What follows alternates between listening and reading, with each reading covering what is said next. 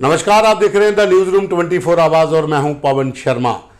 जम्मू कश्मीर में विधानसभा चुनावों का बिगुल बज चुका है। डेटें अनाउंस हो चुकी हैं। तमाम राजनीतिक दल इस समय अपनी अपनी तैयारियों में जुटे हुए हैं। लेकिन सबसे बड़ी खबर यह है कि जम्मू कश्मीर में भारतीय जनता पार्टी के साथ साथ दो बड़ी पार्टीज कांग्रेस, नेशनल कॉन्फ्रेंस और एक और पार्टी पीडीपी, चार के बीच में मुख्य मुकाबला समझा जा रहा है कि चारों पार्टियां इस समय तैयारियों में हैं। लेकिन हम आज बात करेंगे अभी नेशनल कॉन्फ्रेंस की। नेशनल कॉन्फ्रेंस के पूर्व मुख्यमंत्री उमर अब्दुल्ला, जिन्होंने पहले कहा था कि वो विधानसभा का चुनाव इस बार नहीं लड़ेंगे, लेकिन पार्टी के जो तमाम लीडर हैं वो उन्हें मनाने में जुटे हुए हैं कि आप चुनाव लड़िए। और कल कश्मीर में नेशनल कॉन्फ्रेंस की एक बड़ी बैठक होने जा रही है। उस बैठक में तमाम मुद्दों पर बात होगी और साथ ही मुख्यमंत्री कैंडिडेट कौन होगा उसका भी फैसला लिया जाएगा। इसकी जानकारी जो प्रांतीय प्रधान रह चुके हैं और नेशनल कॉन्फ्रेंस के कद्दावर नेता हैं अजय सरोत्रा, उन्होंने प्रेस कॉन्फ्रेंस में दे दी थी। लेकिन डॉक्टर फारूक अब्दुल्ला का बयान और उमर अब्दुल्ला का बयान, दोनों का अलग अलग बयान थे। लेकिन चुनावों को लेकर कल जो संसदीय समिति है नेशनल कॉन्फ्रेंस की, उसकी कश्मीर में बैठक होगी। उसमें तमाम उन मुद्दों पर भी चर्चा होगी कि विधानसभा चुनावों में कहां कहां पर इनके कैंडिडेट होंगे, गठबंधन किसके साथ होगा, प्री पोल अलायंस होगा, जहां फिर चुनावों के बाद किसके साथ अलायंस हो सकता है। ये तमाम मुद्दों पर कल कश्मीर में नेशनल कॉन्फ्रेंस चर्चा करेगी। लेकिन नेशनल कॉन्फ्रेंस इस समय अगर देखा जाए तो एक बड़ी पार्टी के रूप में वो पहले भी सामने आती रही है और इस बार भी जिस तरह से पिछले 10 साल से चुनाव नहीं हुए हैं, तो नेशनल कॉन्फ्रेंस का ग्राफ भी कश्मीर संभाग के साथ साथ जम्मू संभाग के कुछ इलाकों में बड़ा है। वो चाहे आप रजौरी या फिर पुंछ डिस्ट्रिक्ट की बात करें तो वहाँ पर नेशनल कॉन्फ्रेंस का कैडर जो है वो पहले से ज़्यादा मजबूत हुआ है।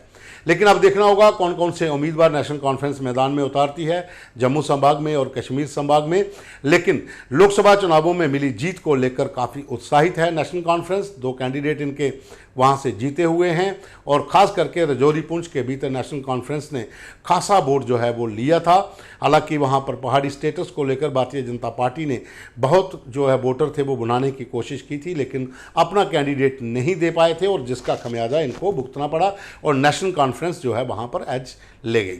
अब जो है विधानसभा चुनावों का बिगुल बज चुका है और नेशनल कॉन्फ्रेंस चाहती है कि वह अपने दम के ऊपर तमाम विधानसभा जो दोनों प्रांत की हैं वहाँ पर अपने कैंडिडेट खड़े करे और अपना मुख्यमंत्री का दावा भी पेश कर सके।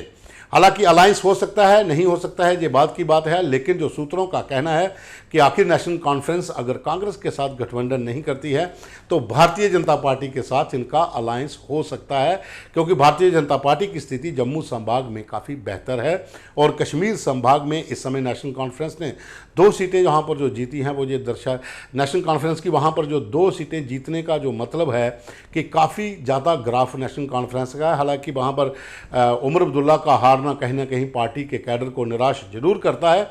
लेकिन उसके साथ ही अगर देखा जाए तो पीडीपी की महबूबा मुफ्ती भी इलेक्शन वहाँ पर हार चुकी हैं। लेकिन विधानसभा चुनावों में नेशनल कॉन्फ्रेंस का जो ज़्यादा जोर रहेगा वो चनाब वैली, पीर पंचाल की जो रेंज है वहाँ पर और साथ ही कश्मीर संभाग के भीतर रहेगा, क्योंकि जम्मू संभाग के भीतर बहुत सी ऐसी सीटें हैं जहां पर नेशनल कॉन्फ्रेंस का जनाधार नाम मात्र ही है। लेकिन ज़्यादा जोर कश्मीर संभाग में और चनाब वैली में लगाया जा सकता है नेशनल कॉन्फ्रेंस की ओर से। और कल जो बैठक होगी उसमें यह भी निर्णय लिया जाएगा कि मुख्यमंत्री पद का उम्मीदवार कौन होगा और सबसे ज़्यादा जोर डाला जाएगा उमर अब्दुल्ला पर कि वो इलेक्शन लड़े, ताकि इस बार विधानसभा चुनावों में नेशनल कॉन्फ्रेंस एक बड़ी पार्टी के रूप में उभर कर सामने आए और अगर गठबंधन की जरूरत पड़ती है तो एक ऐसी पार्टी से गठबंधन किया जा सके ताकि मुख्यमंत्री का चेहरा अपना हो, मुख्यमंत्री का पद अपने पास रहे। इसी के चलते कल जो बैठक होगी उसके बाद ही निर्णय लिया जाएगा। और ऐसा भी बताया जा रहा है कि नेशनल कॉन्फ्रेंस की कई गुप्त बैठकें भी हो चुकी हैं। बहुत से कैंडिडेट हैं जिन्होंने नेशनल कॉन्फ्रेंस का भी दामन थामा है और साथ ही पीडीपी को भी झटके लगना शुरू हो चुके हैं।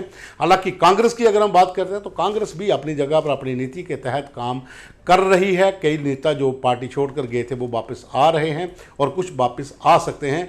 लेकिन नेशनल कॉन्फ्रेंस की अगर हम बात करते हैं तो उमर अब्दुल्ला को मनाया जा रहा है कि वह विधानसभा का चुनाव लड़े, जैसा कि पहले उन्होंने बयान दिया था कि वह चुनाव नहीं लड़ेंगे।